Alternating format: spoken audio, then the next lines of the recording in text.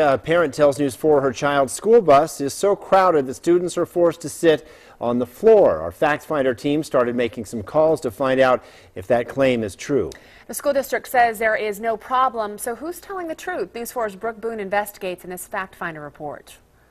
And the second day of school, I got on the bus and there wasn't a lot of seats left. And the next day, there was more kids coming on, and me and a couple other people had to sit on the floor. 14-year-old Alexis Biet says she had to ride home from school on the floor of the bus. And it wasn't just Alexis. Probably more than 10. She said, "Did you know that I'm riding on the floor on the school bus?" And I said, "Are you serious?" She was shocked, so she called the district and the bus yard. And when I called them this morning, I got just the cold shoulder. So that's when I contacted Channel 4 News. What are your biggest concerns? What are your fears in a situation like that?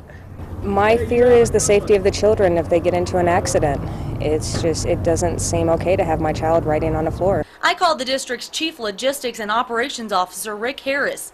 He told me he reviewed the videotape from the bus in question and students were not on the floor. He also told me the father of this student had been contacted and the child would have a seat on the bus on her way home. When I asked Harris if I could view the tape to verify that he was telling me the truth, he told me no, that it was against the law. He also told me he would not do an interview with me on camera. I was sent this written statement from the district's public information officer. The Family Educational Rights and Privacy Act, FERPA, prohibits the district from releasing the videotape. My director of transportation reviewed the videotape from the past 3 days of the bus in question, and there is no evidence of a student sitting on the floor. The district maintains their stance.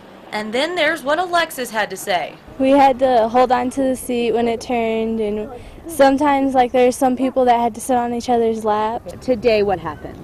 Today, the bus driver told us who can go on and who couldn't, and there was actually seats left with no one in them. No one had to sit on the floor.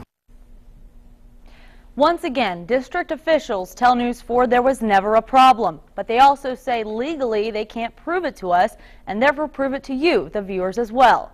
As you heard earlier, a district spokesman cited the Federal Family Educational Rights and Privacy Act as to why they would not show the video. We asked the district to specifically tell us what section of that act bans the release. We still have not heard back from them this evening.